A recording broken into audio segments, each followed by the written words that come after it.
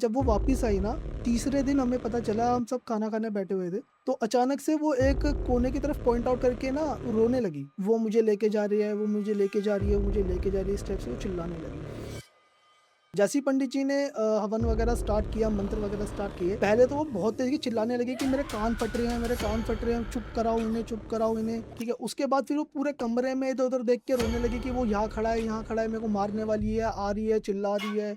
जलने से मौत हुई थी, तो जलने के बाद उसका शरीर जो था ना, वो आग की उसमें था, उसकी आत्मा भी अभी तक भी आग के उसमें थी, इसलिए वो इतना पानी पीती थी कि पानी से किसी तरह उसकी आग बुझ जाए। इसलिए वो बार-बार इतना पानी पीती थी। तो 4-5 लोग ना नीचे चले गए। जैसे ही वो नीचे गए, उन्हें ऐसा प्रेज़ेंस हुआ कि उनके पीछे-पीछे कोई है। जब हम वापस अपने प्रोडक्शन हाउस पे आए, तो हमने देखा कि ना जो नीचे सबसे जेल वाला जो इलाका था, हमने देखा वहाँ पे हमें 2 एंटिटीज़ ऐसी दिखी उस शूट के अंदर। 2 औरतों की परछाई है और एक आदमी खड़ा है, जो ऐसे झाँक के हमें यूँ करके देख रहा है कि क्या चल रहा है यहाँ पे। जय श्री राम दोस्तों, आप सभी का स्वागत है अक्षय वशिष्ठ हॉरर शो पे, जहां पर हम बात करते हैं गोस्ट एक्टिविटीज़, पैरानॉर्मल एक्टिविटीज़ और ऐसी बहुत सी एंटिटीज़ के बारे में, जैसे कि भूत प्रेत, कच्चे कल्बे, ब्रह्म राक्षस। हमारी हमेशा से ये कोशिश रही है आपके सामने हम कुछ ऐसे गेस्ट या ऐसे सब्सक्राइबर लेके आएँ जो अपनी आप बीती आपके सामने बताएं। उनके साथ कुछ ऐसा पैरानॉर्मल घटना हुई हो, उनके परिवार में कोई ऐसी घटना हुई हो। वैसे आप जानते हैं कि हमारा जो चैनल है वो दूसरों से अलग कैसे है, हमारी जो यूएसपी हमें दूसरों से जो अलग बनाती है कि हम क्रिएटर्स के साथ सब्सक्राइबर्स को भी मौका देते हैं। अगर उनके साथ कोई ऐसी आप बीती हुई हो तो वो हमारे चैनल पे आके बता सकते हैं। अगर आप इस चैनल का सदस्य बनना चाहते हैं, मतलब आप अगर एक पार्टिसिपेंट की तरीके से आना चाहते हैं एज अ सब्सक्राइबर, आपको ऐसा लगता है आपके साथ कभी कुछ ऐसा पैरानॉर्मल हुआ है और आप यहाँ पर आके बताना चाहते हैं उसकी प्रक्रिया, स्क्रीन डिस्क्रिप्शन पे आपको एक व्हाट्सअप नंबर दिख रहा होगा, उस पर पूरा रियल इंसिडेंट रिकॉर्ड करके भेज दीजिए और एक बार मेंशन कर दीजिए कि आप आना चाहते हैं। टीम आपको अपने आप कांटेक्ट कर लेगी। आज हमारे साथ एक भाई बैठे हैं, शुभ, और जिनका ट्रैवल्स का काम है। ऑल ओवर इंडिया इनके पैकेजेस चलते हैं और बहुत सारे ऐसे किस्से हैं जो इन्होंने ऑफलाइन बताए कि यार इनके साथ हुए हैं। कुछ राजस्थान की ऐसी चीज़ें जो बहुत ही एक नई तरीके से सामने आएंगी, कुछ घर के ऐसे किस्से जहाँ पर इन्होंने खुद के सामने पोजेशन देखा, कुछ रिश्तेदारों के किस्से। तो वक्त न ज़ाया करते सीधा शुभ को हम स्क्रीन पर बुलाते हैं और उनसे पूछते हैं उनका इंट्रोडक्शन, और फिर हम ये किस्सों का जो एक एक जर्नी होती है वो हम स्टार्ट करते हैं। तो शुभ भाई, कैसे हैं आप? अक्षय भाई, मैं बहुत बढ़िया हूँ, आप बताएँ कैसे हैं? मैं भी अच्छा हूँ भाई। तो जनता को थोड़ा सा आप अपने बारे में बता दीजिए। तो बेसिकली हमारा एक ट्रैवल एजेंसी है छोटी-सी, जिसके अंदर हम ऑल ओवर इंडिया और इंडिया के बाहर भी हम पैकेजेस बना के आपको देते हैं। साथ ही साथ मैंने जब से ट्रैवल का काम स्टार्ट किया है, तो मैं छोटा-सा मैंने एक ट्रैवल चैनल स्टार्ट कर रखा है जिसका नाम है बंजारा दिल्ली वाला। उससे पहले मैं यूट्यूब पे पहले काफ़ी टाइम से था, एज़ अ फूड व्लॉगिंग मैं करता था। तो चटोरा दिल्ली वाला मेरा एक छोटा-सा पेज है। हुँ, हुँ, हुँ। तो इसी ट्रैवल के साथ-साथ मैंने काफ़ी सारी स्टोरीज़ अपनी आँखों देखी है। साथ ही साथ हमारे राजस्थान में, राजस्थान से बिलॉन्ग करता हूँ। तो राजस्थान में एक हमारे कुल देवता है श्री पाबू जी महाराज। तो उनकी भी काफ़ी सारी स्टोरीज़ हैं जो मैं आपके सामने रखना चाहूँगा, ठीक है? मैं सबसे पहले इंसिडेंट मैं स्टार्ट करता हूँ जो कि मेरे घर की स्टोरी थी, जो मेरी चाचा की लड़की के साथ हुआ था। तो भाई दिल्ली में कहाँ पर रहते हैं आप? मैं दिल्ली में कमला नगर में रहता हूँ, स्टार्ट करते हैं भाई। ठीक है? तो इस स्टोरी से ना काफ़ी बंदों को काफ़ी सीख भी मिलेगी कि जब भी आप पहाड़ों पे जाते हो तो कुछ ऐसे प्रिकॉशंस हैं जो हमें वहाँ पे लेने चाहिए। ठीक है। तो हुआ क्या था, मेरे चाचा की एक लड़की है, वो एक दोस्तों के साथ ट्रिप पे गई थी। वो 3 दिन का ट्रिप था, पहाड़ों के अंदर ही था। जब वो वहाँ से वापस आई, तो उसके अंदर ना काफ़ी सारे हमने चेंजेस देखे। एक नाम रख लेते हैं उनका। उनका नाम हम वैदेही रख लेते हैं। क्या? वैदेही, वैदेही। वैदेही। ठीक है। तो जब वैदेही घर पे वापस आई, तो आते ही वो पहले बहुत खिलखिला के बात करती थी, हँस के हर किसी से बोलती चालती थी। लेकिन जैसे ही वो घर पे आई, वो एकदम से शांत हो गई। और कब का किस्सा हो गया? ये आज से 2 साल पहले की स्टोरी है। 2024। 2024 की स्टोरी ठीक है। है। तो घर पे आके वो बिल्कुल शांत हो गई। 2 दिन तक तो वो किसी से उसने बात तक नहीं करी, बस अपने रूम में रहती थी, खाना खाती थी और चुपचाप सिर्फ़ अपने रूम में ही लॉक रहती थी। कहाँ गए थे ये लोग? ये गए थे, इनका पैकेज था शिमला मनाली का। आप ही के थ्रू हुआ था क्या? नहीं, वो मैं उस टाइम मैं स्टार्ट नहीं करता, उस टाइम मैं कॉर्पोरेट में काम कर रहा था। हुँ। तो मैंने अभी रिसेंटली अपनी कॉर्पोरेट जॉब छोड़ी है, तो उसके बाद से मैंने अपना स्टार्ट किया है। शिमला, मनाली ये लोग श घूमने हाँ गए थे। जी, ठीक मतलब है। उनका ऐसा था, 3-4 दिन का टूर था, इसमें शिमला और मनाली दोनों कवर थे। ठीक है। तो बीच में उन्होंने कहीं पे ऐसे ही स्टे लिया था, एक बार रुका था कुछ चाय-पानी के लिए। तो वहाँ पे हुआ क्या कि जब वो वापस आई ना, तो तीसरे दिन हमें पता चला, हम सब खाना खाने बैठे हुए थे, तो अचानक से वो एक कोने की तरफ पॉइंट आउट करके ना रोने लगी कि वो मुझे लेके जा रही है, वो मुझे लेके जा रही है, मुझे लेके जा रही है, इस टाइप से वो चिल्लाने लगी। तो हमने देखा कि एकदम से क्या हो गया, खाने की टेबल पे शाम का टाइम था, तो किसी ने पकड़ा उसे, किसी ने रोका कि भाई क्या हो गया, बताओ, बताओ। फिर अचानक से वो फिर से शांत हो गई। थोड़ी देर के लिए रोई। थोड़ी देर के लिए उसने बस हाथ-पैर मारे अपने, देन फिर वो शांत हो गई। देन उसने हमसे पानी माँगा कि ठीक है। पानी दो। हमने एक 5 लीटर का जग था, हमने उसके सामने रखा हुआ था, वो 5 लीटर का जग ऐसी की ऐसी पी गई। उसके बाद भी उसने 2 बार वो जग माँगा, हमारी आँखों के सामने देखे-देखे उसने 3 बार वो जग खाली कर मतलब दिया था। 15 लीटर पानी। 15 लीटर पानी वो एक साथ पी गई थी। उसके बाद फिर वो चिल्लाने लगी, बहुत तेज़-तेज़ की इधर से उधर भागने लगी। मैं और मेरा एक भाई है, मेरे जैसे ही है वो, हम दोनों ने उसे मिलके पकड़ा, तो वो उसने हम दोनों के काबू में नहीं आ रही थी वो। फिर हमारे पड़ोस में ही कोई 1-2 पंडित जी वगैरह आए, हमने उनको बुलाया, उन्होंने कुछ झाड़-फूँक सी करी, देन वो रात के लिए तो शांत हो गई। देन हमें फिर बाद में पता चला धीरे-धीरे कि उसके ना सिम्पटम्स धीरे-धीरे बढ़ते गए। हुँ। वो खुद को हार्म करने लग गई, स्क्रैचेस करने लग गई और दिन में कम से कम 10-10 बार पानी पीने लगी थी वो। फिर हमने उसको दिखाया 1-2 जगह, तो हमें पता चला कि इसके ऊपर कहीं से कोई पोजेसन आ गया है। स्टोरी ये थी पोजेसन की कि जब वो पहाड़ों पे गई थी, और अब मैं भी ये प्रिकॉशन लेता हूँ, और जब भी हम किसी को लेके जाते हैं पहाड़ों पे, तो मैं उनको भी ये चीज़ बताता हूँ कि जब भी आप पहाड़ों पे जाओ और किसी को बुलाओ, अगर कोई पीछे रह गया है तो आप उसका नाम लेके मेंशन करो कि अक्षय भाई आ जाओ या रोहित भाई आ जाओ, ठीक है? उसके साथ ये चीज़ चीज़ हुई थी कि अ, वो गई थी कहीं पे, उसने पीछे से अपने किसी दोस्तों को आवाज़ दी, तो उसने गलती से बस ये बोल दिया कि आ जाओ, चलो जल्दी मेरे साथ। मेरे साथ चलो, अब उसके साथ वो एंटिटी वहाँ से लग गई। सिर्फ़ इतना बोलने से। सिर्फ़ इतना बोलने से कि चलो मेरे साथ। अब हुआ क्या कि उसको यहाँ पे हमने कई जगह दिखाया, 3-4 जगह, वो एंटिटी ऐसी थी, जब भी हम उसको कहीं लेके जाते थे, किसी मंदिर पे, किसी झाड़-फूँक वाले के पास, तो वो सामने नहीं आती थी।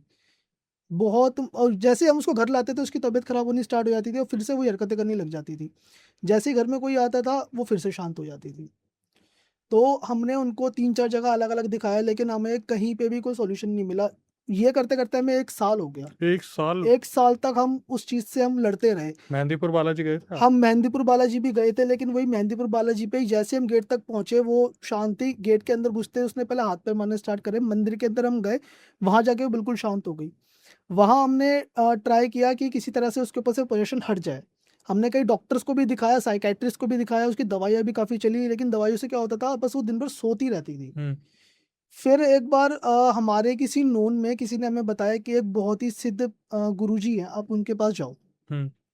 तो उन्होंने देखा, सब चीज़ें देखी कि लड़की के ऊपर जो है वो दिक्कत ज़्यादा बढ़ रही है, और ये जो एंटिटी है, ये जब तक किसी की बलि नहीं लेगी, तब तक ये नहीं जाएगी यहाँ से। ओह!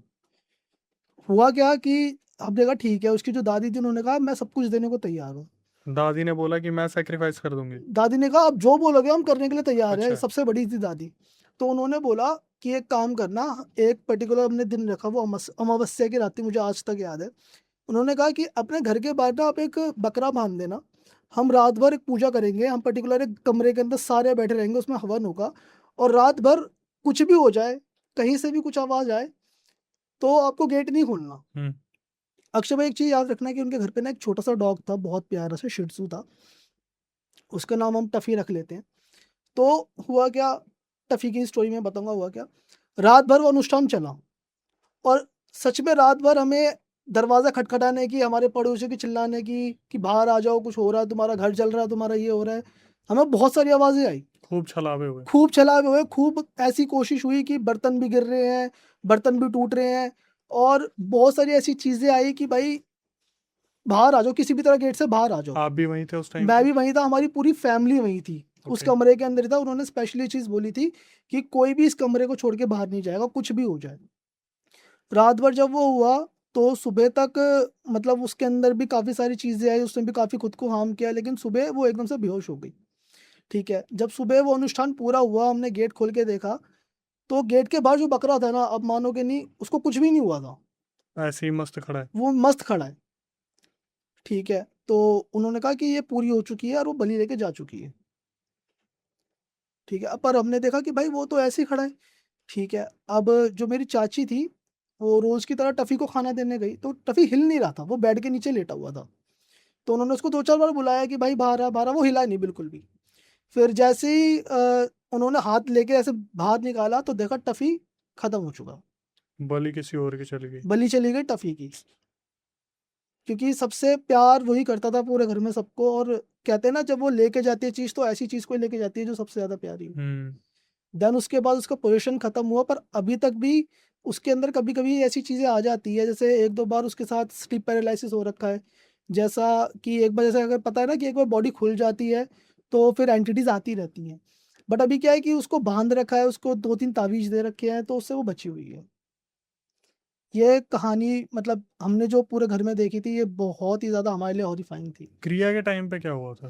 क्रिया के टाइम पे ऐसा हुआ था, जैसे ही पंडित जी ने, हमने सारा हवन वन का सामान लाया, ठीक है। उस कमरे में हमने बेसिकली उसको पहले से, हमने लड़की को वहां पे वेदी को हमने बिठा रखा था। उसको हमने बिल्कुल नहीं बता रखा था कि आज हमारे घर में क्या होने वाला है। हम्म। जैसे ही पंडित जी ने हवन वगैरह स्टार्ट किया, मंत्र वगैरह स्टार्ट किए, पहले तो वो बहुत तेज की चिल्लाने लगी कि मेरे कान फट रहे हैं, मेरे कान फट रहे हैं, चुप कराओ इन्हें, चुप कराओ इन्हें। हम 4 लोगों को उसे पकड़ के बैठना पड़ा था। हम्म। ठीक है। उसके बाद फिर वो पूरे कमरे में इधर उधर देख के रोने लगी कि वो यहाँ खड़ा है, यहाँ खड़ा है, मेरे को मारने वाली है, आ रही है, चिल्ला रही है। इस तरीके से उसने बहुत ज़्यादा रेजिस्ट किया कि भाई मैं यहाँ यहाँ नहीं बैठ सकती। देन फिर पंडित जी ने उसके चारों तरफ एक घेरा बनाया, उसको तावीज दिया, तब जाके वो पूरे अनुष्ठान में बैठी। उसके बाद भी उसकी हालत ऐसी थी कि बस वो बिल्कुल नहीं हिल पाई, चिल्ला रही है पागलों की तरह, इधर से उधर सामान फेंक रही है। बड़ी मुश्किल से हमने उसको हैंडल किया था। एंटिटी क्या थी पता चला? एंटिटी फिर हमें बाद में पता चला, पंडित जी ने हमें बताया कि एंटिटी वो थी। उसने कहा था कि वहां पे ना उस रोड पे एक एक्सीडेंट हुआ था। हम्म। उस एक्सीडेंट में उसकी जलने से मौत हुई थी। जलने से मौत हुई थी, तो जलने के बाद उसका शरीर जो था ना, वो आग की उसमें था। उसकी आत्मा भी अभी तक भी आग के उसमें थी, इसलिए वो इतना पानी पीती थी हम्म। कि पानी से किसी तरह उसकी आग बुझ जाए। इसलिए वो बार बार इतना इतना इतना पानी पीती थी। और अभी भी ये चीजें चल ही रही हैं। चीजें मतलब वो एंटिटी हट गई है उसके हम्म। ऊपर से, लेकिन उसको कभी कभी जैसे रात में ना, वो अकेले रूम अंधेरा करके नहीं सो सकती। उसको या तो साथ में कोई ना कोई चाहिए, या वो लाइट्स ऑन करके ही सोती है। कभी ऐसा हुआ है कि सब बैठे हुए हैं, अचानक से कोई चीज? एज सच अभी तक तो उस टाइप से नहीं हुआ। जब से पंडित जी ने वो तावीज वगैरह बांधे हैं उसके, तब हम्म। से तो वो ठीक है। लेकिन वो क्या है कि हमें ना हर साल वहां जाना पड़ता है, क्योंकि वो तावीज अपने आप खुल जाता है। अच्छा जी। हाँ, वो ऑटोमेटिकली कभी ना कभी, जैसे वो बंधा हुआ है, नहाते टाइम या कहीं जाते टाइम वो अपने आप ही टूट के गिर जाता है। तो उसको वो चेक करते रहना होता है हमें भी, कि भाई वो उसके पास है कि नहीं। मतलब पूरी जिंदगी एक तरीके से ताबीजों के भरोसे ही तावीजों के चलेगी। भरोसे है अभी उसकी। उन्हें याद है? उन्हें इतना याद है कि उस टाइम पे वो हमें कहती थी कि ना, मैं जब उस स्टेट में होती थी तो मुझे कोई दबाता था अंदर, मेरे को बाहर नहीं आने देता था। वो ऐसे करता था कि बस मेरे को पकड़ के बैठा हुआ है, कि मैं चाह के भी कुछ नहीं कर सकती। मेल या फीमेल? वो एंटिटी फीमेल थी। और इसका कोई घर भी बांधा गया या फिर सिर्फ? उसके बाद हमारा पूरा घर वैसे तो किला हुआ था पहले से ही। हम्म। उसके बाद फिर से एक बार अनुष्ठान हुआ था, तो पूरा घर उन्होंने प्योरीफाई करा था हमारा, ऊपर से लेके नीचे तक। तो आपको इसी टाइम पे यकीन हुआ था ये चीजें होती हैं या पहले से ही पता था? अक्षय भाई देखो, मेरा यकीन मैं बताऊं, जैसे मैंने बताया कि हमारे जो कुल देवता हैं, तो उनका जो मंदिर है, एक राजस्थान में रेवाड़ी करके जगह है, वहाँ पे एक डूंगर करके जगह है, मेन स्थान वहाँ पे है। लेकिन हमने यहाँ पे दिल्ली के अंदर भी उनके 2 स्थान बना रखे हैं, जहाँ हम्म। पे हर साल हम जागरण और भंडारे करवाते हैं। पर्टिकुलर गंगा दशहरा करके एक चीज आती है, उस टाइम पे उनके जागरण दशहरे होते हैं। हम्म। तो उस मंदिर के ऊपर, उसके मंदिर की स्थापना हुई थी सन 2000 के अंदर, तब से वो यहीं पे है। तो उसके ऊपर मैंने कई सारे लोगों को ऐसे देखा जिनके अंदर पोजेशन आ रखे हैं। हम्म। तो जो मेरी अगली स्टोरी है वो उस मंदिर के ऊपर ही है, ठीक है। कि किस तरीके से उस मंदिर के ऊपर वो चीज आई और कैसे वो ठीक हुई। हम्म। तो एक बार की बात है, होता क्या है कि वो जो कुल देवता है ना, जैसे अपने पहाड़ों पे देखा होगा कि लोगों के अंदर देवता आते हैं, ऐसे हमारे कुल देवता जो है वो हमारे यहाँ पे पर्टिकुलर किसी किसी भगत के अंदर आते हैं। तो जब भी जागरण भंडारा होता है, लोग अपनी अपनी समस्या लेके जाते हैं वहाँ पे। तो एक बार ऐसी किसी के अंदर ना, बहुत टाइम से 6 एंटिटीज घूम रही थी। एक बंदे के एक अंदर? बंदे के अंदर 6 एंटिटीज थी, और वो काफी ज्यादा परेशान था। और जब वो हमारे वहाँ पे आया, तो पूरी वो लगा हुआ था। हम जब भी पूजा करते हैं तो ऐसे कोई हैवी इक्विपमेंट्स वगैरह उनसे कुछ नहीं होता। हमारे यहाँ पे जब भी पूजा होती है तो पुराने टाइम की तरह नंगाड़े वगैरह बजाए जाते हैं, तो उससे ही वो बुलाए जाते हैं। तो जैसे ही वो, उसे कहते हैं हम सवारी आ रही है। हम्म। तो जैसे ही वो सवारी एक के अंदर आई, तो उन्होंने पूछा बताओ किस किस के अंदर क्या क्या वो है। तो एकदम से वो जो एंटिटी था, वो बंदा था, वो उछल के आ गया। हम्म। होता क्या है कि एक धुना लगा होता है, उस धुने के अंदर हम आग लगाते हैं कंडों से, और जो भी प्यूरिफाइड चीजें होती हैं उन सब चीजों से। उसके अंदर ना 3 चिमटे लगे होते हैं, हम्म। और एक त्रिशूल लगा होता है। वो कम से कम इतना बड़ा चिमटा होता है। और वो चिमटा उसी के अंदर गर्म होता रहता है। तो जैसे ही वो एंटिटी आई, उस एंटिटी को मंदिर के ऊपर लाया गया, तो वो बहुत चिल्ला-चौट करने लगी, सबको गाली-गलौज करने लगी कि ये निकालेगा मेरे को, वो निकालेगा मेरे को। तो हुआ क्या कि जैसे ही वो सवारी आई, उन्होंने वो चिमटा निकाला और वो चिमटा ऐसा हो चुका, काले रंग का चिमटा था, वो पूरा रेड हो चुका था। गरम हो गया। पूरा गरम, पूरा रेड हो चुका था कि कोई उसको हाथ तक नहीं लगा सकता था। जैसे ही वो सवारी आई, उन्होंने चिमटा यूँ निकाला और ऐसे करके बड़े आराम से यूँ करके उन्होंने पूरा हाथ दे दिया। जब ऐसे किया था ना, हम खुद देख रहे थे कि भाप निकल रही थी उनके हाथ मतलब से। जो भगत जिनके अंदर भगत आई जी थी। थे, हाँ, और भगत जी के हाथ को कुछ भी नहीं हुआ था। ठीक है। तो इस टाइम कौन है भगत? भगत है वहाँ पे हमारे नंदू ताऊ जी करके हैं, हम ताऊ जी ही बोलते हैं उन्हें। एक नंदू ताऊ जी करके हैं, एक कन्हैया ताऊ जी है, एक महेश चाचा है हमारे ऐसे। ठीक है। तो इनके क्या है, पीढ़ियों से चलती आ रही है हम्म। कि ये स्टार्टिंग से उनकी सेवा में लगे हुए हैं। तो इस तरीके से फिर क्या हुआ, जैसे ही वो एंटिटी आके बैठी, धूने के पास उसको बिठाया गया और हम सामने ही सामने देख रहे हैं। उन्होंने पूछा, बताओ क्या चाहिए तुम्हें? तो सवारी ने पूछा, तो उन्होंने बोला कि भाई मैं तो उसको लेके जाऊंगा, कुछ भी करो, मैं तो उसको लेके जाऊंगा। तो उन्होंने पूछा, देख यहाँ आ गया, यहाँ से तो जाएगा नहीं, आप ये बताओ उसके अलावा क्या चाहिए? वो एंटिटी बहुत ज़्यादा चिल्लाने लगी, गाली गलौज करने लगी। मेरे सामने की बात है, जो सवारी आ रखी थी, कम से कम 6 कदम की दूरी पे होगा वो बंदा।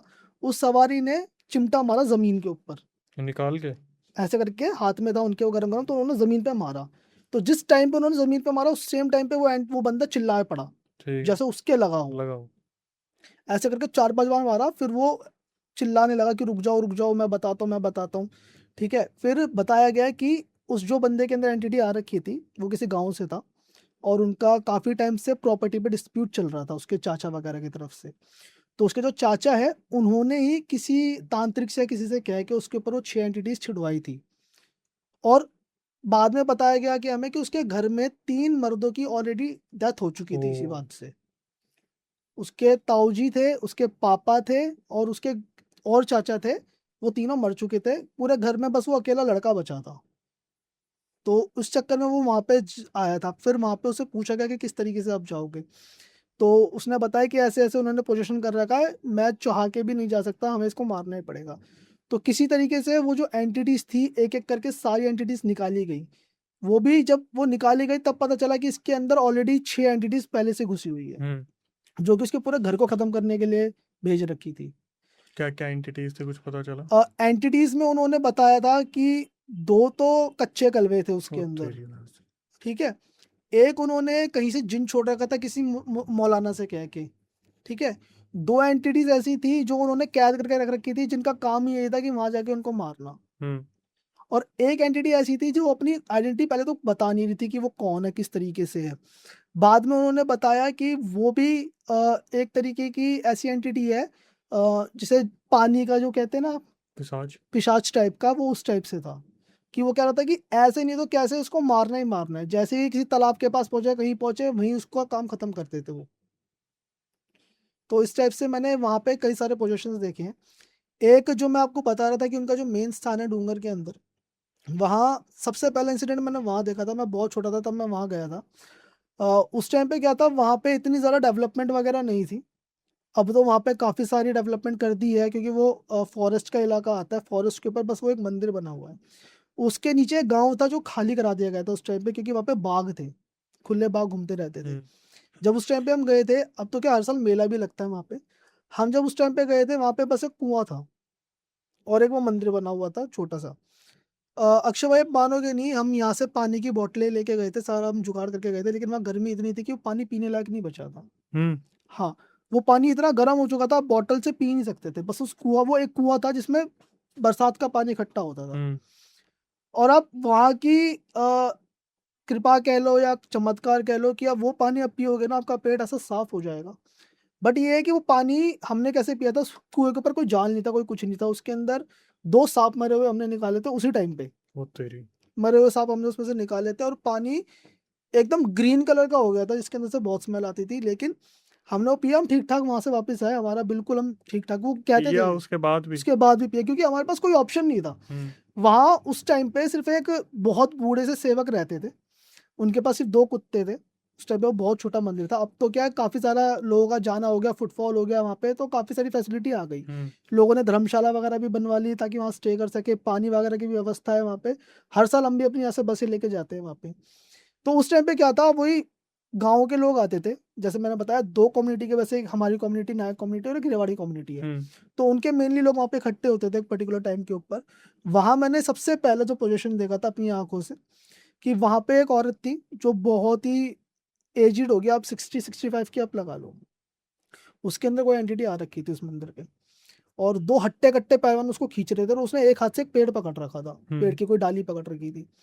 वो 2 बंदे उसको खींच के नहीं ले जा पाए थे, और जैसे ही वो उसने वो डाली छोड़ी ना, वो पेड़ बहुत बड़ा पेड़ था, वो पेड़ ऐसे से ऐसे झूला कि उसमें अगर आप देखोगे तो ऐसी भी जान नहीं है कि कोई भी उसको यूँ उठा के उस औरत को वहाँ पटक सकता था, लेकिन वो खिंच भी नहीं रही थी।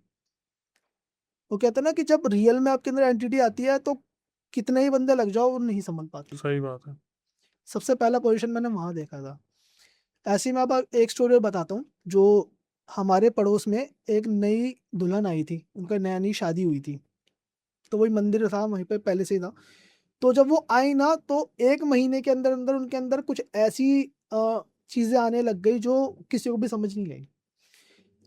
हुआ क्या था, शादी के टाइम पे जैसे कई बार मना किया जाता है जो भी दूल्हा या दुल्हन है कि आप घर से बाहर मत जाओ, क्योंकि आपकी मेहंदी लगी होती है। अब उसको क्या था कि उसके किसी दोस्तों ने उन्हें बुला लिया था कि चलो अब आपका शादी हो रही है, पार्टी करके आते हैं, कुछ ऐसे आते हैं।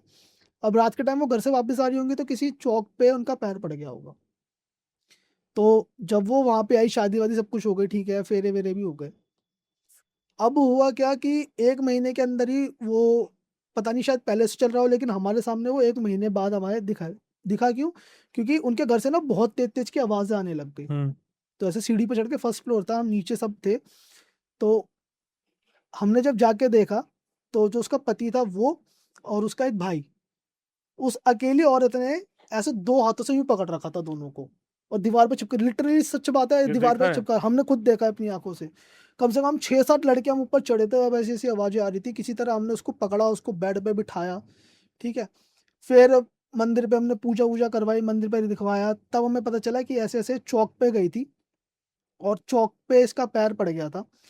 एंड वहाँ से क्या हुआ कि उसके अंदर से वो पोज़ीशन निकालने में उसको बहुत टाइम लग गया, वो मेहंदीपुर बालाजी जाके ही निकल पाया था उसका। क्योंकि कहते हैं कि अगर आपकी फेरे पड़ जाए किसी एंटिटी के साथ, तो वो आसानी से नहीं छोड़ती। अब जैसे ही चौक पे वो पैर पड़ा तो उसके वो फेरे पड़ गए उस एंटिटी के साथ, और फिर हमने कई बार यहाँ पे पूजा करवाई, लेकिन वो बहुत मुश्किल से निकली। वो कह रही थी कि इसकी मेरे से शादी हो चुकी है, मैं इसको नहीं छोड़ूँगी, कुछ भी हो जाए मैं इसको छोड़ूँगी ही नहीं, इस औरत को। फिर उसको मेहंदीपुर बालाजी लेके गए, कम से कम वो 18 दिन वहाँ पे रही थी। 18 दिन कंटिन्यू उसकी पूजा चली थी, तब जाके वो ठीक हुई थी वहाँ से। 18 दिन। 18 दिन कंटिन्यू पूजा चली थी मेहंदीपुर बालाजी के अंदर, तब उसका वो ठीक हुआ था वहाँ पे। पर इस बार ये आपके यहाँ पे ठीक नहीं हो पाई थी। हमारे यहाँ पे ठीक नहीं हो पाई थी, क्योंकि वो एंटिटी कुछ ऐसी थी कि उस टाइम पे क्या था कि ना, अब देवताओं को बुलाने का भी एक पर्टिकुलर टाइम होता है, ठीक है? आप कभी भी ऐसा है कि छोटी-सी पूजा करके या कुछ करके आप नहीं बुला सकते, आपको पूरा अनुष्ठान, सब चीज़ें का रिचुअल्स करने पड़ते हैं। तो उस टाइम पे क्या था कि हाँ, हमने ट्राई बहुत किया था। 1-2 के अंदर आ भी गए थे, लेकिन वो जो मेन थे वो नहीं आ पा रहे थे, क्योंकि बहुत बड़ी पूजा होती है उनकी भी। हम जब जागरण करवाते हैं, जागरण भंडारा हमारा होता है, तो जागरण भंडारा हमारा शाम को 7 बजे स्टार्ट होता है जागरण, वो पूरी रात चलता है। सुबह 7 बजे तक वो कंटिन्यू जागरण चलता ही रहता है। उसके बाद भी वहाँ पे जितने भी सेवादार है, सेवक है, कोई नहीं सोता। हम सीधा भंडारे की तैयारी में लग जाते हैं। तो इस टाइप से वहाँ पे जो चीज़ हुई थी, हम उस औरत के साथ, वो तो हमने देखी थी, 18 दिन उसे लगे थे, 18 दिन बाद वो मेहंदीपुर बालाजी से वापस आई थी। आपको इन सब चीज़ों पे बिलीव कब हुआ? मेरे को देखो, पहले तो भी मैं बताता था कि एक चीज़ होती थी कि मैंने ये सब चीज़ें देख रखी थी स्टार्टिंग से। तो मेरा होता था कि अच्छा चलो होती होंगी कोई चीज़ें। मेरा बिलीव सबसे ज़्यादा तब बढ़ा जब मेरे घर के अंदर इंसिडेंट हुआ, ये चाची वाला जो जो। चाची वाला हुआ, जो हमने अपनी आँखों से देखा कि हाँ, ऐसी भी चीज़ होती है। तो उस टाइम पे मैं एक प्रोडक्शन हाउस का काम कर रहा था। ये कोविड से पहले की बात है। तो उस प्रोडक्शन हाउस में क्या था कि मेरे ही नोन के थे, तो उनके थ्रू मैं लगा था वहाँ पे एक्सपीरियंस गेन करने के लिए। तो उनका उस टाइम पे प्लान बना कि चलो एक हॉरर स्टोरी कवर करके आते हैं, या एक हॉरर फ़िल्म बना के आते हैं, छोटी-सी, डॉक्यूमेंट्री टाइप। डॉक्यूमेंट्री टाइप, ठीक है? तो उस प्रोडक्शन हाउस में एक बंदा था जिनका कोई चाचा या मामा थे, जिनके अंडर ना एक हवेली थी, वो केयर टेकिंग करते थे वहाँ पे उस हवेली की। उस हवेली के जितने भी ओनर्स थे वो सब अब्रॉड ही रहते थे, तो वहाँ पे कोई आता जाता नहीं था, बस उनको केयर टेकिंग के लिए उस घर को दे रखी थी वो हवेली। कितनी बड़ी थी भाई हवेली? भाई हवेली कम से कम होगी बहुत ही बड़ी, मान लो 5-6 एकड़ में फैली हुई। अच्छा जी। हाँ, बहुत बड़ी हवेली थी, मतलब उसको आप छोटा महल कह सकते हो। उस हवेली के अंदर ना, मतलब ऊपर तो हवेली थी, अंदर उन्होंने बेसमेंट में इस टाइप से कुछ जैसे जेल टाइप नहीं होते, ऐसे 4-5 कमरे और नीचे बना रखे थे बेसमेंट के अंदर, सजा वजा थे? सजा वजा कुछ मतलब देने एक के टाइम लिए। पर राजा का राज रहा होगा। हो सकता है कि वहाँ पे वो रहा होगा कहाँ उस की टाइम बात पे। है? ये भाई राजस्थान में एक जगह है रामगढ़ करके, हम्म। उसके पास की एक छोटा सा गांव है वहाँ पे, चमोली करके वहाँ की। तो चमोली के पास ही एक गांव पड़ता है वहाँ पे छोटा सा। तो पहले तो हमें लोकेशन ढूंढने में थोड़ा सा टाइम लगा था कि कहाँ बनाएंगे, किस तरीके से बनाएंगे। हमने दिल्ली की भी 6-7 लोकेशन बनाई सोची थी, जैसे भूली बटेरी वगैरह, लेकिन कहीं पे भी नहीं बना। हमने कहा कुछ रॉ कुछ नया लेके आते हैं, तब उसने हमें बताया कि ऐसे ऐसे हवेली है, वहाँ जा सकते हैं। ठीक है, हम सब ठीक है, हमारा पूरा जो भी बंदे थे 7-8 बंदे गाड़ी में बैठ के हम वहाँ पहुंचे। ठीक है, उनके घर पे हमने खाना वाना खाया, और उन्होंने बताया कि देखो इस हवेली के ना हम डायरेक्ट परमिशन आपको नहीं दिलवा सकते, क्योंकि वो हवेली गवर्नमेंट के अंडर गवर्नमेंट लैंड पे बनी है, तो हम डायरेक्टली ऐसे नहीं जा सकते। तो उस हवेली पे जाने के ना 2 रास्ते थे। पर आप कह रहे थे कि इसके सारे ओनर अब्रॉड में रहते हैं? सारे ऑनर अब्रॉड में रहते हैं, और वो जो उस टाइम पे क्या था कि अ, जब राजा महाराजा के टाइम पे जब हमें आज़ादी मिली थी, उस टाइम पे क्या था, जब गवर्नमेंट ने सारा राजपाट खत्म किया था, तो उन्होंने ये करा था कि आपकी जो लैंड है वो हम ले रहे हैं, लेकिन आपकी रॉयल्टी आपके पास रहेगी। ठीक है। तो उस टाइप से वो हवेली थी कि रॉयल्टी तो उनके पास थी, पुश्तों से चलती आ रही है, लेकिन वो लैंड उनका था। अब ये था कि भाई हम रात में का, उन्होंने बोला था कि मेरे को ना एक रास्ता पता है, उसके मामा ने बोला था साथ साथ चलना, कोई खो हम्म। मत जाना, क्योंकि 2 रास्ते थे वहां जाने के, एक तो जो रोड रोड से बना हुआ था, एक पीछे पूरे घने जंगल से घूम के जाना पड़ता था, ताकि किसी को पता ना चले। इवन उन्होंने ये तक बोल दिया था कि कोई भी ना लाइट मत जलाना जब तक हम जंगल के अंदर हैं, क्योंकि वो लाइट देख के जानवर वगैरह भी अट्रैक्ट हो सकते हैं आपकी तरफ। तो ठीक है, हम किसी तरह हम हवेली तक पहुंचे, उन्होंने हवेली का गेट वगैरह खोला, हम सेटअप वगैरह करने लग गए अपना। तो पहले तो हम सब ने हवेली एक्सप्लोर करी। तो धीरे धीरे हमने 3-4 कमरे देखे, ऊपर नीचे देखा। तो भाई हम ना एक सेकंड फ्लोर पे एक कमरे के पास गए। हम्म। जैसे हम उस कमरे के पास गए, वो कमरा बाकी कमरों से, जैसे कहते हैं ना, हल्का सा अगर खुला हो और अगर एसी चल रहा हो तो ठंडी हवा आती है, आपको पता चलता है कि अंदर ठंडी हवा चल रही है। भाई उसका रूम का टेम्परेचर और बाहर का टेम्परेचर बहुत जमीन आसमान का फर्क अच्छा था। जी। हाँ, तो उसके अंदर से ना बहुत ठंडी ठंडी से हमें वाइब्स आ रही थी। ठीक है, हमने आगे गए, वो पूरी ऐसे खंडर टाइप की सी थोड़ी सी हो रखी थी, जैसे धूल मिट्टी नहीं जमी रहती सब पे, हाँ जी। उस टाइप से पूरी हवेली हो रखी थी। हमने अपना अपना सेटअप किया, सबने अपनी अपनी जगह देखी, कौन कहाँ करेगा, पहला शूट किस तरीके से लेना है। ठीक है, तो 4-5 लोग ना नीचे चले गए, जहाँ पे वो कमरे बने हुए थे जो जेल वाले मैंने आपको बताया था। जैसे ही वो नीचे गए, उन्हें ऐसा प्रेजेंस हुआ कि उनके पीछे पीछे कोई है, कि वो 4 अकेले नहीं है वहां पे कोई और भी है, उन्हें जो देख रहा है उनके साथ चल रहा है। तो वो लिटरली किसी तरह पीछे भागे वापस आके ऊपर, पर उन्होंने किसी को बताया नहीं।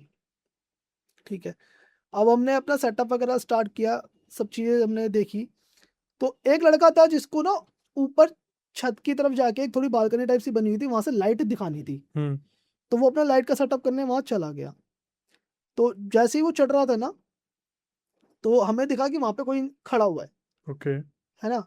तो खड़ा हुआ है, हमें लगा कि वही लड़का, हमने उसको कई आवाजें दी कि भाई इस साइड को लाइट मारो, इस साइड को वो करो, इस साइड को वो करो।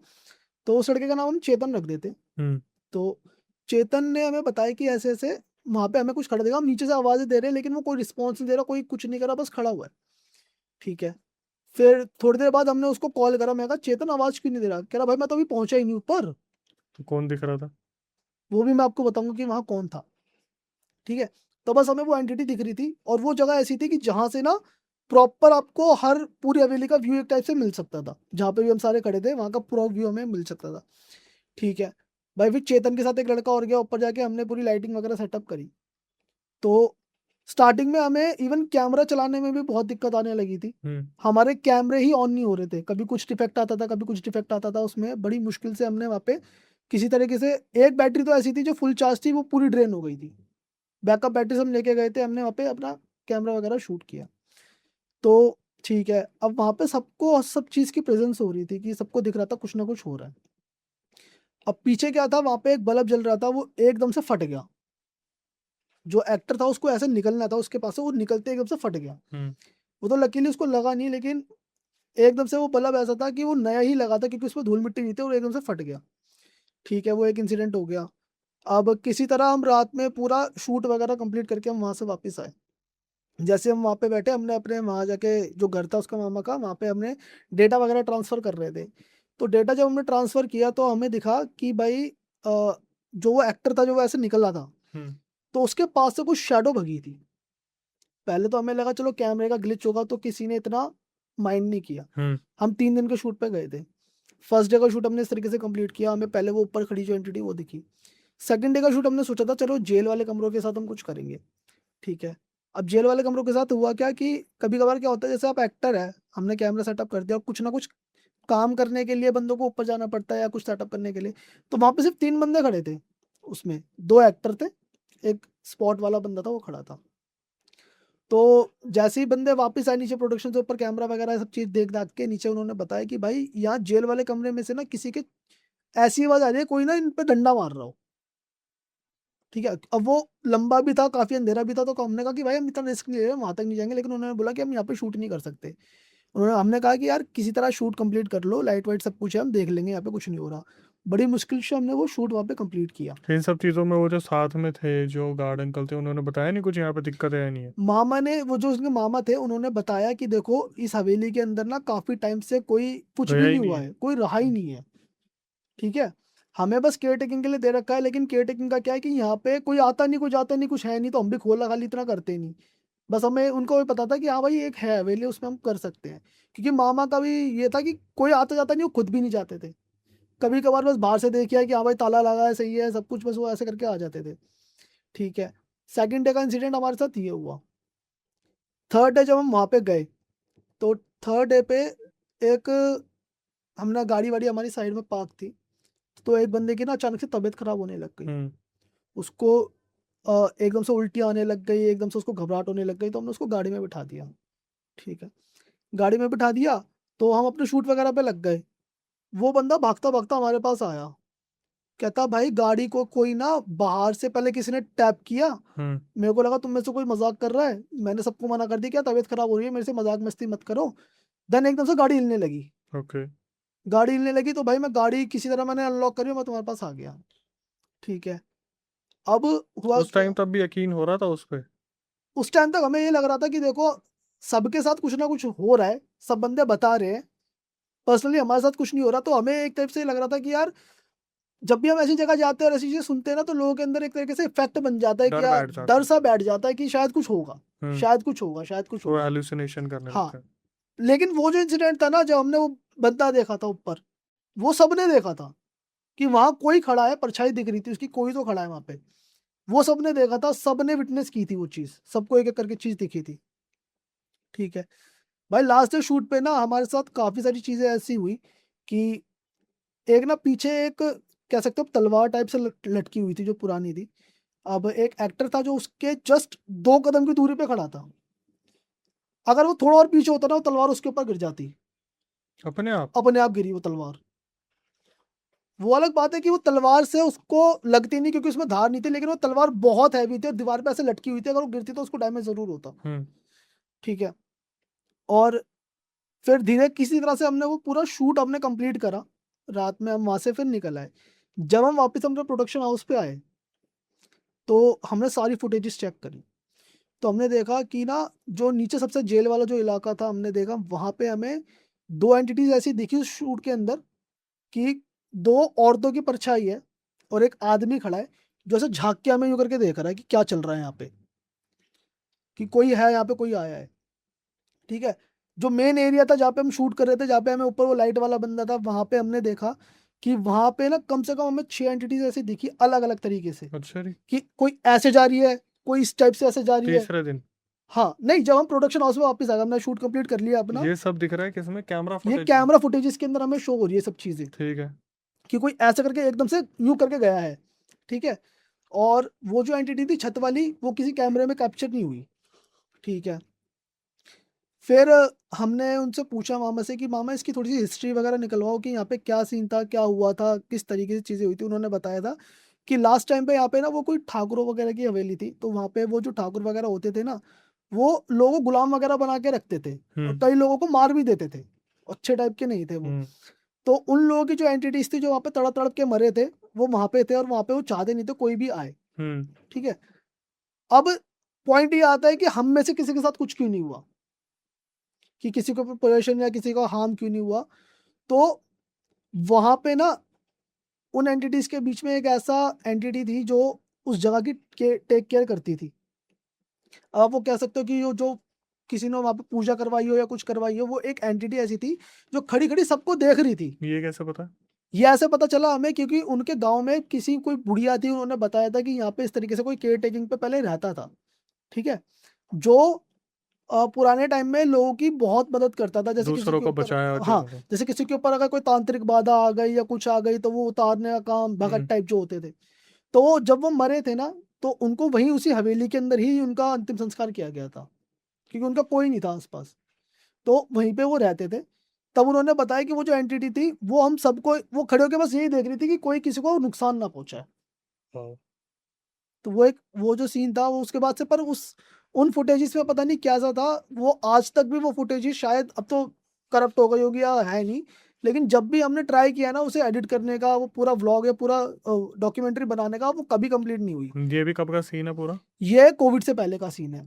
2018-19? 2018-19 की बात है ये। भाई साहब! और वो मतलब जब भी हमने किसी सिस्टम में डाला, हमने मैकबुक से लेके विंडोज़ सब में ट्राई किया, या तो सॉफ्टवेयर करप्ट हो जाता था, या तो पूरा का पूरा डेटा ऐसा था कि वो चलता ही नहीं था, कोई सॉफ्टवेयर उसका लोड ही नहीं ले पाता था। उस मतलब एक बहुत बुरा एक्सपीरियंस रहा वहाँ पे। बहुत बुरा वो था सबसे ज़्यादा हमारा उसके एक्सपीरियंस। बाद कभी ऐसी कोई कंप्लेंट आई भाई सपने आ रहे हैं बुरे-बुरे या फिर उस टाइम के बाद से मतलब वहाँ से जब हम आए थे तब 4-5 लड़के हमारे ऐसे थे जिनकी तबीयत बहुत ज़्यादा खराब होने हुँ, लगी थी। बहुत ज़्यादा तबीयत खराब होने लगी थी।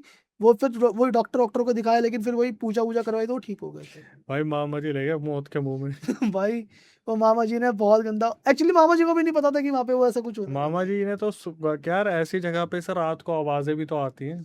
मैं बता तो रहा हूँ, वो हवेली ऐसी थी कि जंगल के बीच में थी, बिल्कुल आउटस्कर्ट था, वहाँ हुँ, आस-पास कुछ नहीं है। और अब अगर ये वीडियो डलती और फिर उड़ता हुआ बम्बू आता तो? कि भाई ये तो वो वाली बिल्ड उसमें हो के आ गया हवेली में ज़रा इनकी हाज़िरी लगवाओ सकते थे। मामा भी गिर जाते। मामा भी गिर जाते फिर उस टाइम पे तो, क्या पता शायद क्योंकि इसलिए। हमारे दिमाग में यही चल रहा था ना हम भी हो के आते हैं, एक बार मामा जी से मिल के आते हैं। फिर लग रहा है हम तो वीडियो पब्लिश कर ही देंगे, फिर उड़ता बम्बू आएगा सरकार की तरफ से। क्या पता भाई, शायद इसीलिए वो वीडियो बनी नहीं। भाई बनी तो इसलिए नहीं क्योंकि वहाँ कर्म कांड हो रखे हैं, नहीं तो एक आधा लपेटे में आ ही जाता। लेकिन भाई आप बता रहे थे ये जो चीज़ दिखी थी आपने हाँ, बताया था, बाद में बताऊंगा, ये वही चीज़ थी ये वही चीज़ थी जो जो गाँव की हमारे, रक्षा करती थी। हाँ, वो ऊपर खड़े होके जो सबकी रक्षा करती थी, सबको ये बस देख रही थी कि किसी के साथ कुछ गलत ना हो जाए। भाई मज़ा आ गया यार सुन के। भाई आप ऑफलाइन अपने कुल देवी देवताओं के बारे में बता रहे थे कुछ राजस्थान के, जी, जी, जी। उनके बारे में थोड़ा बता रहे थे भाई। वो क्या टॉपिक था कि वहाँ पे 4 फेरों में शादी हो जाती है? जी। देखो, हमारे जो कुल देवता हैं श्री पाऊ जी महाराज हैं, ठीक है? उनको गौ रक्षक माना जाता है, ठीक है? उनकी स्टोरी ऐसी है कि उनके पिताजी थे श्री धांधल जी, तो वो एक बार ऐसे जंगल में शिकार करने गए थे रात के टाइम पे, तो उन्हें वहाँ पे ना परियाँ दिखी, राजस्थान में? राजस्थान में। होता क्या है कि राजस्थान के अंदर भी कई जगह ऐसी है जहाँ पहाड़ हैं, ठीक है? तो वो वहीं पे थे, वहाँ पे एक जगह है कोनू करके, कोनू हम्म, मंडी जिसे बोला जाता है आज के टाइम में, तो वहीं के वो राजा थे। तो वहाँ पे क्या था कि उन्हें जैसे रात में जंगल में घूमते हुए शिकार पे गए थे, तो उन्हें वहाँ पे परियाँ दिखी। अब भाई आपको पता है या नहीं पता, लेकिन परियों के अंदर क्या चीज़ होती है कि अगर उन्हें कोई देख ले, हम्म। तो वो वापस नहीं जा सकती या गायब नहीं हो सकती। ये माना जाता है वहाँ पे। अच्छा जी। हाँ जी, तो कि अगर, साथ में ले जाती होंगी वो तो। हाँ, मतलब 2 तरीके की होती है, जिसे एक तो एंटिटी होती है, एक होती है अच्छी परियों, हम्म। ठीक है? ठीक है। अब वो जो धांधल जी थे, वो भी दिखने में काफ़ी खूबसूरत थे, वो भी अच्छे थे, उन्होंने उनको परी दिखी। तो उन्होंने उस परी से आग्रह किया कि देखो आप मेरे को बहुत अच्छे लगे हो, कि मैं राजा हूँ, मैं आपसे शादी करना चाहता हूँ। तो उस परी ने बोला ठीक है, मैं शादी करने को तैयार हूँ, लेकिन मुझे 2 शर्तें आपको माननी पड़ेगी मेरी, ठीक है? 2 शर्तें क्या थी कि एक तो मेरे को अलग महल चाहिए, अलग से, और दूसरी शर्त ये थी कि मेरी परमिशन के बिना कोई उस महल के अंदर नहीं आना चाहिए, ठीक है। चाहे वो कोई भी, ठीक है? अब उन्होंने बोला ठीक है, हम राजा हैं, कर देंगे, तो इसमें बड़ी क्या बात है, हो जाएगी वो चीज़। भाई ठीक है, वो हो गई, ठीक है? फिर बाबूजी का जन्म हुआ, ठीक है? उनका लालन-पोषण होने लगा। तो एक बार क्या हुआ, धांधल जी बिना परमिशन के उस महल के अंदर चले गए रात जिसमें के परी टाइम पे। रहती थी। हाँ, जिसमें वो परी रहती थी। तो उन्होंने देखा कि वहां पे वो दूध पी रहे हैं, और वो जो परी है उसने शेरनी का रूप ले रखा है। ठीक है। तो जब भी बाबू जी के कोई भी भजन है, आप उसमें आप कभी देखोगे तो उनकी एक लाइन आती है कि आपको सिंगनी पियावे दूध, रटेजा पाबू पाबू। तो वो था। अब उन्होंने क्या कहा कि वो अपने रूप में आ गए फिर से। उन्होंने धांधल जी से बोला कि देखो अब मेरे जाने का टाइम आ गया, आपने मेरा वचन तोड़ दिया है, अब मैं यहाँ नहीं रुक सकती, कुछ भी हो जाए। तो धांधल जी ने कहा चलो ठीक है, वो चली गई। तो धांधल जी की एक पत्नी और थी, कमला देवी जी, अब कह सकते हैं उनका नाम था कमला देवी। तो जो लालन पोषण हुआ था बाबू जी का, वो उन्होंने किया था। ठीक है। पर हुए वो परी से ही थे। हुए वो परी से ही थे। ठीक है। तो उसके बाद स्टोरी आगे बढ़ती है, वो बड़े होते हैं, अपना राजा पर राजपाट संभालते हैं। तो उस टाइम पे जब वो बड़े हो जाते हैं, उनके दो, अब सेना में कह लो सेना नायक थे या उनके दोस्त थे, श्री चांडा जी और दामा जी। ये दो लोग थे जो मेन थे। क्या कहा जाता है कि उनके अंदर इतनी शक्ति थी कि एक बार गुस्से में आके उन दोनों ने मिलकर पूरा का पूरा गांव ऐसे से ऐसा पलट दिया था। अच्छा जी। हाँ, हाथों से। इतनी शक्ति थी उनके अंदर। फिर क्या होता है कि अब बाबूजी बड़े होते हैं, उनका शादी का टाइम आता है। तो आमेर कोट की जो राजकुमारी थी उनसे उनका विवाह तय होता है। अब ठीक है, अब चांडा जी रामा जी कहते हैं कि भाई ठीक है, अब दूल्हे के रूप में हो, लेकिन क्या है कि आप जिस सवारी पे जाओगे वो सवारी भी अच्छी होनी चाहिए। हम्म। ठीक है। तो देखा जाता है गांव के अंदर एक भीलनी या कह सकते हैं, एक वो होती है जिनके पास गाय होती है, जो गायों का काम करती है, ग्वाले। ग्वाले टाइप से होती है। तो उनमें एक औरत होती है। ठीक है। उनके पास एक घोड़ी होती है जिसका नाम होता है केसर कालवी। हम्म। केसर कालवी होता है। अब वो घोड़ी ब्लैक कलर की होती है, लेकिन बहुत ही ज्यादा खूबसूरत होती है। तो चांडा जी आके बताते हैं कि भाई आपको ना ये घोड़ी पे जाना चाहिए, अब आप राजा हो, आपको मना तो कोई करेगा नहीं। ठीक है जी। अब उनके पास जाते हैं कि भाई ऐसे ऐसे हमारी बारात जानी है, हमें ये केसर घोड़ी चाहिए। ठीक है। अब वो कहते हैं कि ये केसर घोड़ी तो मैं आपको दे दूं, लेकिन उस टाइम पे क्या था कि अगर मैंने आपको ये दे दी और पीछे से सबको पता है कि रक्षा करने के लिए हो ही नहीं कोई, ये सेना तो शादी में जा रही है। हम्म। अब मैं गाय चराने जाऊं, या मेरा कोई लड़का गाय चराने जाए, पीछे से किसी ने हमला कर दिया, मेरी गाय चोरी हो गई, हम्म। अगर मेरे पास एक केसर कालवी घोड़ी होगी, वो माना जाता है कि वो लाइट की स्पीड से भागती थी। हम्म। तो जो भी इसके ऊपर बैठा है वो आके गाँव में बता देगा 1 मिनट में कि भाई ऐसे ऐसे आए हैं, और हम सब जाके अपनी गायों को बचा लेंगे। हम्म। ठीक है। तो होता क्या है कि वो उस टाइम पे उनको वचन दे देते हैं कि अगर आपके गायों के ऊपर कोई भी विपदा आई, तो मैं अपना शादी ब्याह सब छोड़ के आ जाऊंगा। ठीक है।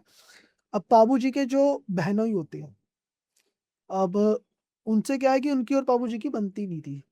ठीक है। तो उन्होंने क्या किया कि जैसे उनको पता लगा कि देखो यहाँ से बाबू जी जा चुके हैं, अब वो उनके ऊपर अटैक भी नहीं कर सकते थे, क्योंकि उनकी सेना इतनी बड़ी थी बाबू जी की, तो इसलिए वो आते भी नहीं थे। जैसे ही उन्हें मौका मिला, उन्होंने क्या किया कि उनके ऊपर अटैक कर दिया, क्योंकि वो तो शादी में गए हुए थे अमेरकोट।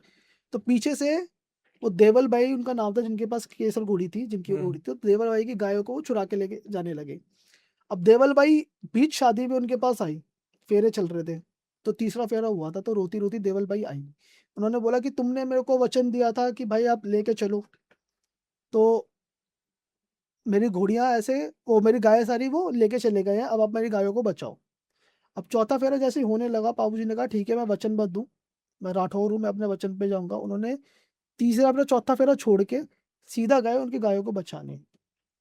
ठीक है। वहां उनका उनसे युद्ध हुआ, काफी घमासान युद्ध हुआ, और बाबू जी ने एक तरीके से उन्हें हरा भी दिया था। हम्म। पर क्या हुआ कि वो बहनोई थे, वो उनको जान से नहीं मार सकते थे, क्योंकि उनकी बहन का वो सुहाग थे। हम्म। तो जैसे ही बाबूजी ने उनको छोड़ा कि मैं तुम्हें जीवन दान दे रहा हूँ क्योंकि तुम मेरी बहन का सुहाग हो, और वो मुड़ के आने लगे, तो उसने उनके पीठ में खंजर खूब दिया।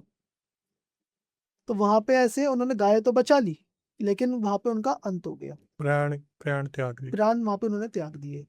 तो क्योंकि उन्होंने इतना बड़ा सेक्रीफाइस किया था, तो इस चक्कर में कहा जाता है कि गायों की रक्षा के लिए जिसने अपने प्राण तक त्याग दिए, उसको हम देवता की तरह पूजेंगे। इसलिए वहां पे उस टाइम से वहां पे बाबू जी की पूजा होने लगी। और जैसे ही खबर वहां मिली उनके वहां पे कि भाई उनके प्राण चले गए हैं, तो उन्होंने 4 फेरे हुए थे उनके। तो उनकी जो वधू थी, उन्होंने भी बोला कि मैं आधी शादी मेरी हो चुकी है और मैं अब नहीं रहूंगी, तो उन्होंने वहां पे सती कर ली ओ। थी। तो तब से माना जाता है कि 4 फेरों में भी शादी हो जाती है राजस्थान के अंदर, वहीं से ये प्रथा चली थी। तो इस टाइप से वो फिर कहानी है। ऐसा कभी हुआ है पूजा पाठ के दौरान? हाँ, एक बार क्या हुआ था शादी में ना, मतलब वहाँ पे राजस्थान में मतलब मेरे एक दोस्त की शादी हुई थी, तो आप कभी पुराने ग्रंथ वगैरह भी पढ़ोगे, कुछ भी पढ़ोगे, तो उसमें ये होता है कि फेरे 4 होते हैं, वचन 7 होते हैं। हम्म। अब मॉडर्न उसमें क्या कर दिया कि इन्होंने 7 फेरे 7 वचन कर दिए। अब हमने उसको बताया कि भाई राजस्थान में 4 फेरे होते हैं।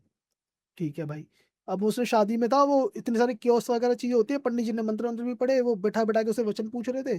अब फेरे हुए। तब मैंने उसको बोला अगले दिन जैसे ही शादी-वादी खत्म हो गई, हम जाने-वाने लगे, तो मैंने बोला, मैं कहा था ना 4 फेरों में शादी होती है। कह रहा 4 थोड़ी थे भाई, 7 फेरे लिए मैंने। मैंने कहा भाई हमने गिने 4 फेरे हैं। कह रहा हो ही नहीं सकता। भाई जब उसकी वीडियो बन के आई, तब उसने चेक किया कि अबे हाँ यार, ये तो 4 ही हुए हैं। ये चीज़ है। वह चमत्कार ही था। हाँ, और एक कहानी और है इसके पीछे कि लक्ष्मण जी का अवतार माने जाते हैं पाबू जी। हम्म।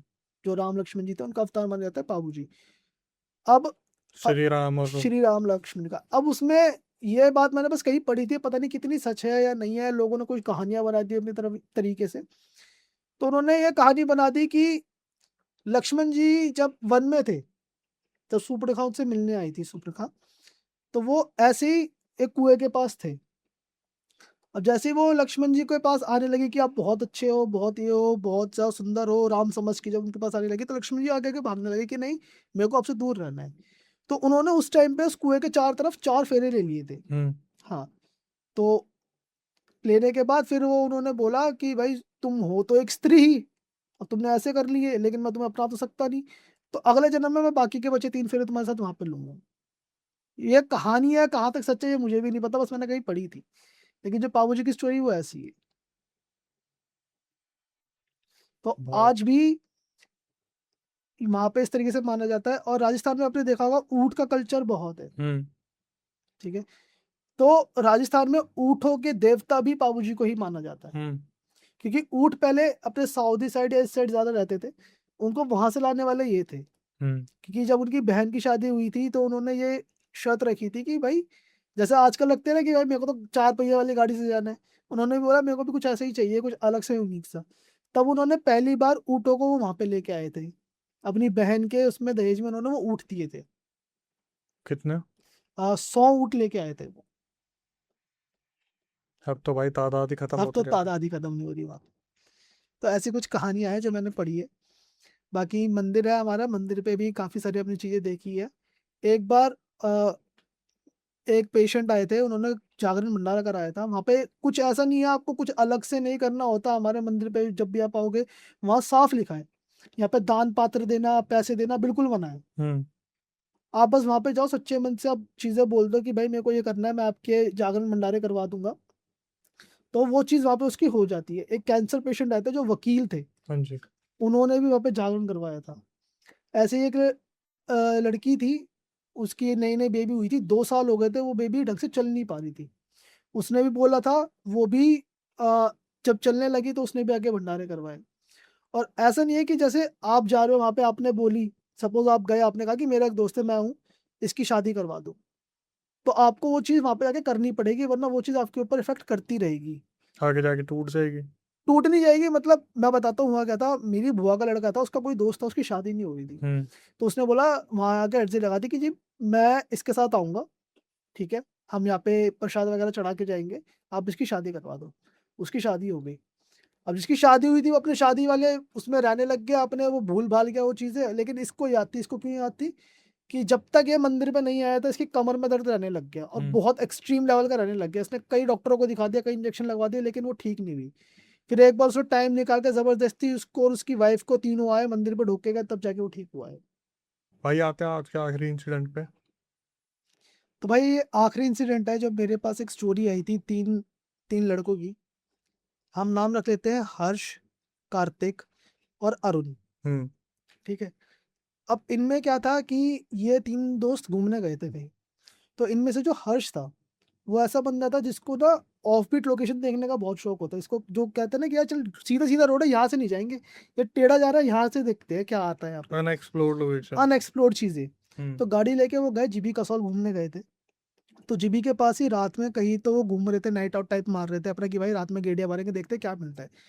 तो उन्हें कोई एक रास्ता मिला, वहाँ कोई बोर्ड नहीं था, कोई कुछ नहीं था, कच्चा सा रास्ता था, ठीक है। तो उन्होंने कहा यहाँ चल के देखते हैं क्या है। भाई वो वहाँ उन्होंने गाड़ी मोड़ ली अपनी। अब कोई 6 किलोमीटर वो लोग गए होंगे आगे, उन्हें एक टनल दिखी, पूरी गुप अंधेरी। जैसे उन्होंने वो टनल क्रॉस करी ना, हाँ। उनके सबसे पहले तो सारे नेटवर्क उड़ गए। किसी के फोन में किसी भी चीज में कोई नेटवर्क नहीं आ रहा था वहां पे, सिर्फ टनल क्रॉस करते ही। टनल के साथ सब कुछ सही था, लेकिन टनल क्रॉस करी, क्रॉस करते कुछ भी नहीं आ रहा, ठीक है। फिर भाई उन्होंने ऐसी एक आगे जाके कोई गांव मिला उन्हें 2-1 किलोमीटर बाद। पूरा गांव एकदम सुनसान पड़ा था, जैसे एकदम गुप्त शांति, कोई रोड पे कुछ भी नहीं दिख रहा। और गांव भी कोई ऐसा डेवलप गांव नहीं था, वो पहाड़ों के छोटे मोटे जो गांव होते हैं उस टाइप से था। तो उनमें से उन्होंने बोला, अरुण ने क्या, साइड रोक, थोड़ी देर एक सुट्टा उट्टा मार लेते हैं अपन। तो सिगरेट पीने के लिए उन्होंने गाड़ी रोक ली भाई साइड में। अब जैसे ही गाड़ी रोकी, उन्हें देखा दूर से ना एक आदमी चलता हुआ आ रहा है। हम्म। उन्होंने उनसे पूछा कि भाई रुकने के लिए जगह वगह चाहिए तुम्हें रात में। तो उन्होंने बोला भाई रात तो हो ही गई है, 11:30-12 का टाइम हो गया था, रुक ही लेते हैं, फिर सुबह निकलेंगे ऐसे आराम से फ्रेश फ्रेश होके। उन्होंने कहा ठीक है, कि रात में पहाड़ों पे गाड़ी चलाना भी सेफ नहीं है। ठीक है भाई।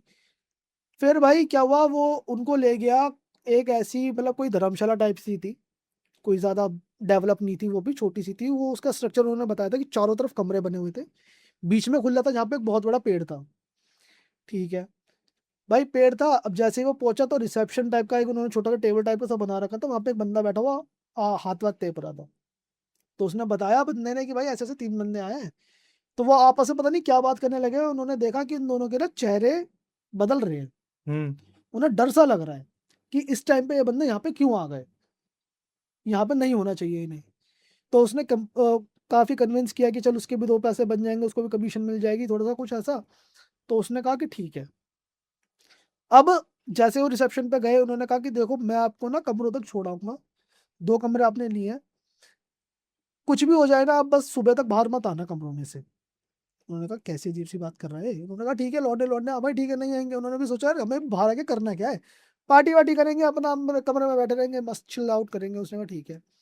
तो कमरे ऐसे थे कि कमरे में सिर्फ एक बेड था, अलमारी सी थी छोटी सी, इस टाइप से 2 कमरे थे। और पूरे गैलरी का सिर्फ एक वॉशरूम, कॉमन वॉशरूम हुआ करता था वो, क्योंकि धर्मशाला टाइप थी वो, ठीक है। अब भाई रात को अपने फुल मजाक मस्ती करने लगे, गाने वाने चला के अपने जो भी सामान लेके आए थे खाने पीने लग गए ये। तो रात के करीब 1 या 1:30 बजे होंगे, ठीक है।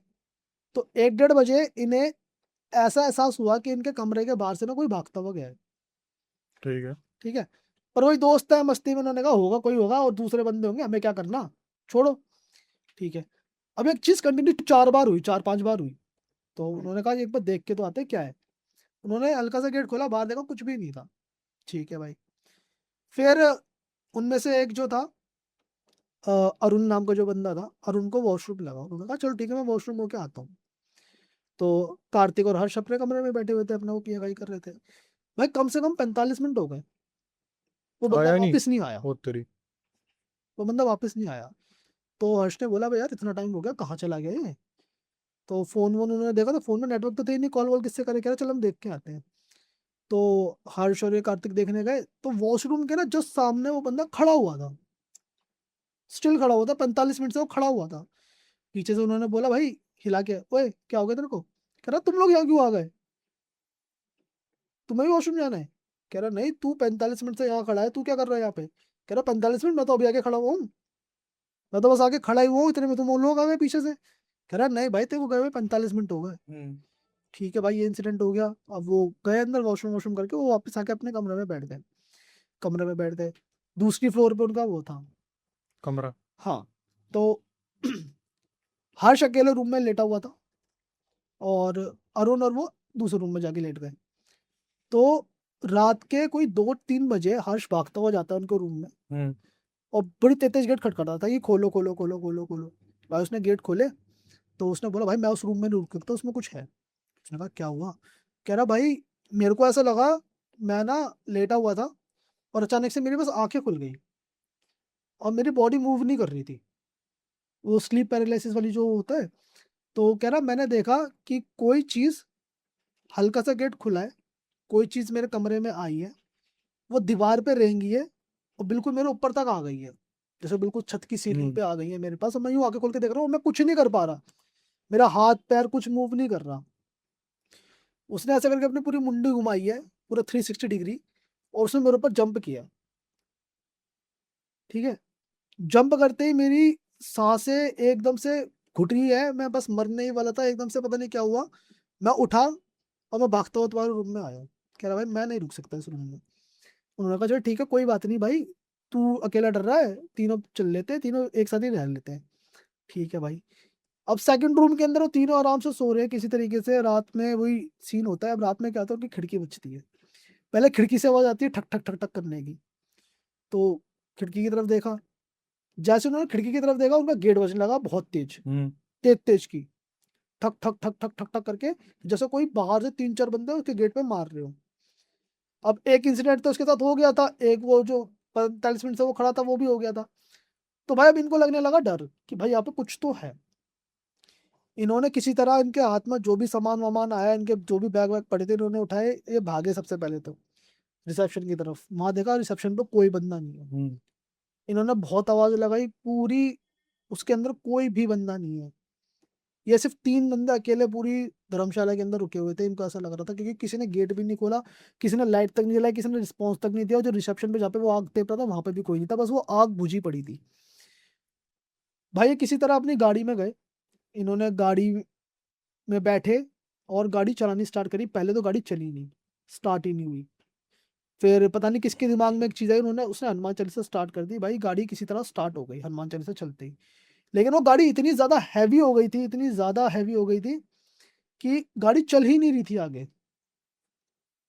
किसी तरह ये बंदे गाड़ी चला के पहुँचे। टनल, जैसे ही टनल के अंदर इन्होंने एंटर किया, इनको ऐसा लगा कि गाड़ी में ना कोई पीछे से बहुत तेज़-तेज़ की, जैसे गिलासों पे हाथ मार रहा हो या कंकड़ फेंक रहा हो, पत्थर मार रहा हो, इस तरीके से इन्हें वो हुआ। भाई टनल क्रॉस करी इन्होंने, कम से कम टनल क्रॉस करने के 20 एक किलोमीटर इन्होंने बिना रोके गाड़ी चलाई।